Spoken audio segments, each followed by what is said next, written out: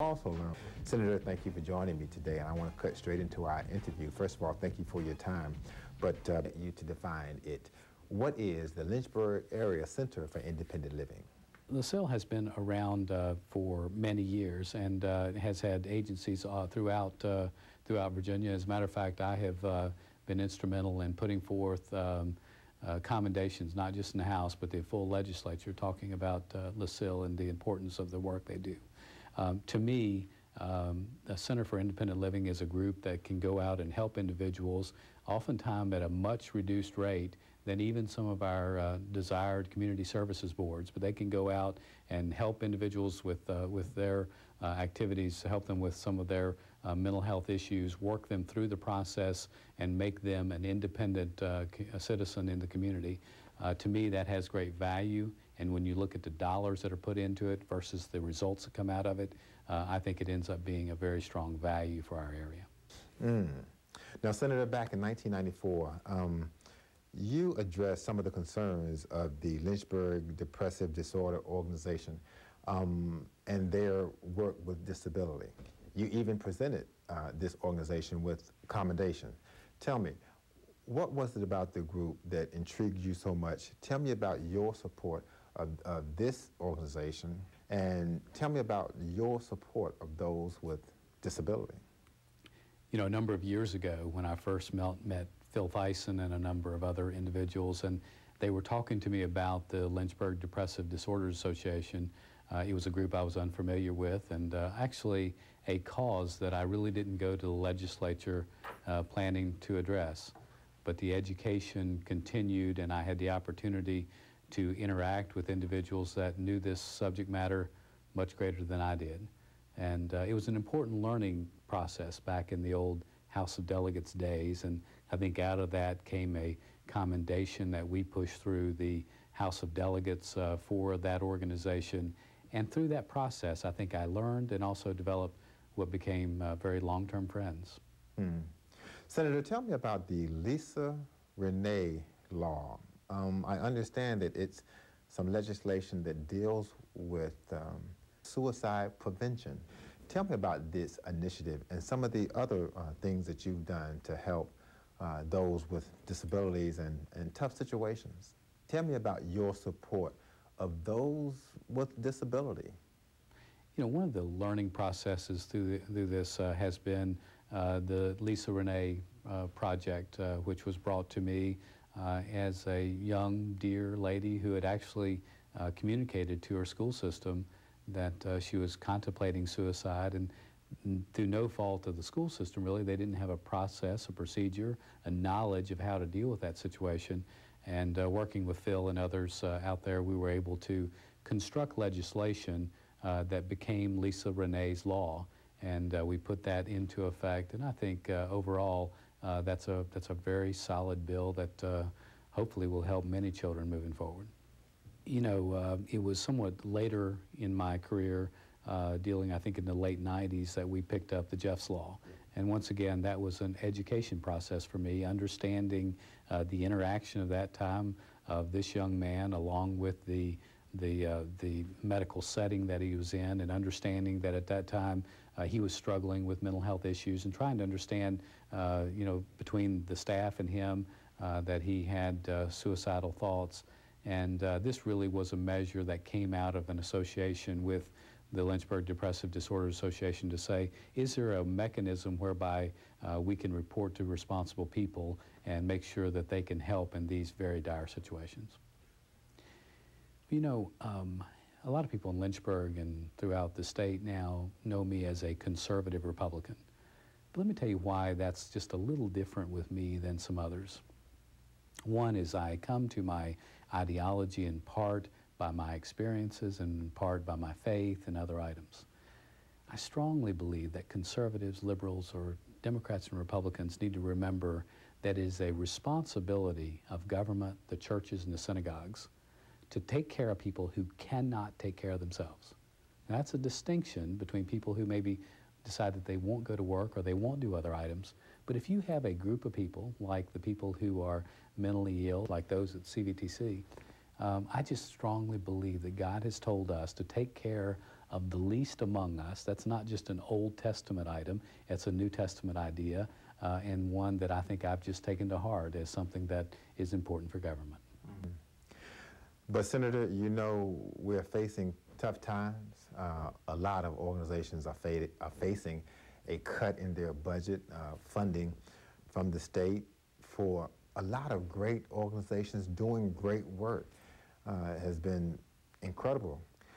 The Lynchburg Area Center for Independent Living is facing some of those budget restraints. Speak to that real briefly. Well, you know, an education has gone on in our office about LACIL too. As you know, the Senate and House budget were able to come together. There was more funding in there. It wasn't quite as much funding as many had wanted. But these individuals are able to help so many in our community. And not only that, when you look on a dollar basis, what they provide versus some of the other noble organizations, it's a fraction of the cost with huge benefits. So I'm just convinced that organizations like LACIL are not only important for the community, but they're also important in that they are a bargain for the taxpayers. Well, Senator, we're going to take a commercial break. When I come back, I understand that you, like I, had a chance to look at the segment from 60 Minutes, where Ed talks about the development of Centers for Independent Living. And hey, that thing broke my heart. And I know you've seen it, like I said, and I'd like to get your comments, your take on that clip. Okay. So you sit tight, and you sit tight as well. This is our special interview with Senator Steve Newman concerning the Lynchburg Area Center for Independent Living, and we're right back in a moment. Stay with the news show. Today, my guest is Senator Steve Newman. Now, Senator, earlier you mentioned your unique perspective as a conservative, or fiscal conservative, Republican, concerning the needs of others. What would you say to those who may see those with disabilities as in need of assistance, but once again, with some of the restraints that we face, what if someone said, we just can't do and provide all the services that are needed and all the things that we want to do? We can't meet the warm concerns of so many people, even though they have a legitimate need. I can just feel people, you know, having that question for you. You know, I've been at the state capitol for 20 years. I've seen the bureaucracies of government just expand beyond belief. The Richmond-based buildings get bigger and bigger with more and more bureaucrats, well-meaning, but bureaucrats. Andre, I think what we're talking about is whether it's the Center for Independent Living or CVTC, we're talking about the small percentage of money that goes directly to help people who cannot help themselves. It is a small fraction compared to the bloating of state government and certainly the out-of-control federal government. And so my advocacy would say that when you come to people who cannot help themselves, that is an opportunity to make sure that the churches and the synagogues and, yes, state government and federal government are doing the right thing for those individuals. Okay. Today we interview Senator Steve Newman as we talk about the Lynchburg Area Center for Independent Living. LACIL is one of our clients, and our job is to spread their message. We are excited about the work that they do for the disabled. And Senator, thank you for joining us today. Senator, I understand that you had an opportunity to view the 60 Minutes clip where Ed Rollins talks about how he came up with the idea to start Centers for Independent Living. I was impressed with this piece. You know, those with disabilities really want to live independently. But you saw the video as I did. Tell me about it. It broke my heart. You know, it's inspiring. I had not seen the 60 Minutes presentation before, although it's been out for many years.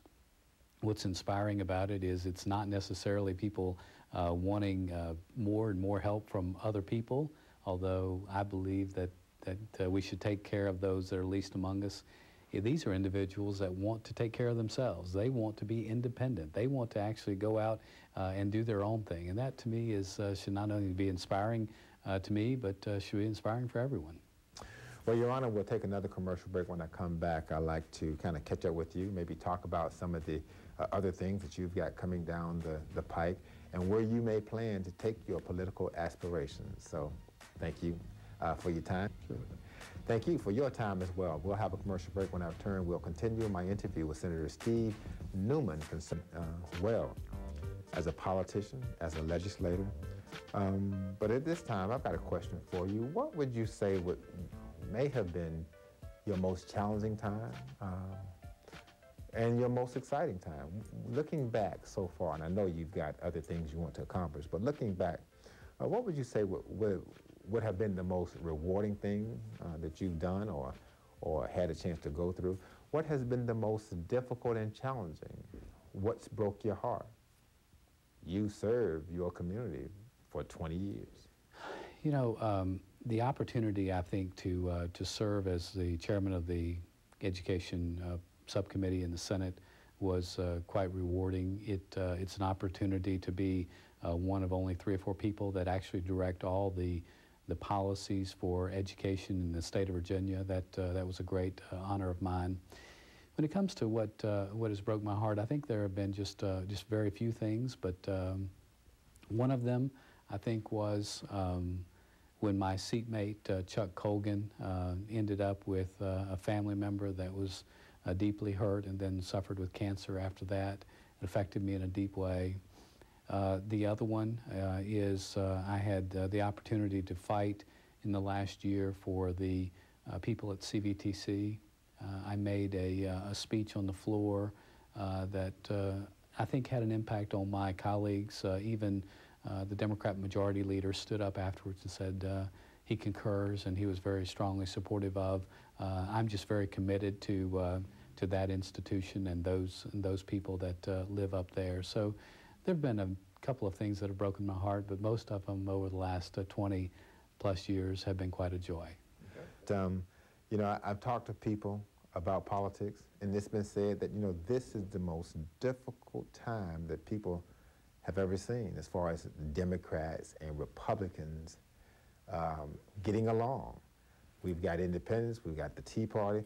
Some say, hey, it's just tough right now. People hate each other. It's difficult to get anything done. What would you say to the individual that sees it that way? You know, the disposition within the Senate of Virginia has always been genteel. It has always been ladies and gentlemen talking about the issues that are important to Virginia. It's unique in that fashion. I don't see that happening in Congress. Honestly, I don't often see that happening in the House of Delegates here in Virginia. But in the Senate, we tend to work together on big issues. We'll agree and disagree, but some of my closest friends, like Senator Saslaw, he's a Democrat and he's a liberal, but you know, I understand him, I appreciate him, disagree with him on almost everything policy-wise, but have a very deep affection for him personally and his family, and I think that's just pretty much the way the Senate of Virginia operates. Well, once again, Senator, I want to thank you for your time today, and as we exit the fact about cost savings, competition amongst health and disability service providers, give me a little bit more about that. I've always believed that in government, as in private industry, competition is actually a good thing. And when it comes to people with disabilities, I think they need competition to make sure, one, the quality of the service is high, and two, that the cost of the service is reasonable to the taxpayers. So that's why I think that we need to support a group like LACIL, because while we have good providers that are out there, they need a low-cost provider that has a proven track record like LACIL to make sure that they keep their prices in check and that we tell the taxpayers that we're getting a good deal for their dollar. Well, Senator, thanks again for all. Founded in 1998, the mission of the Lynchburg Area Center for Independent Living is to serve people with disabilities throughout Region 2000. Located at 500 Allegheny Avenue, Suite 520 in Lynchburg, we provide information and referral, care counseling, independent living skills, advocacy, youth and nursing home transition, and much more. Visit our website at www.lacil.org or find us on Facebook.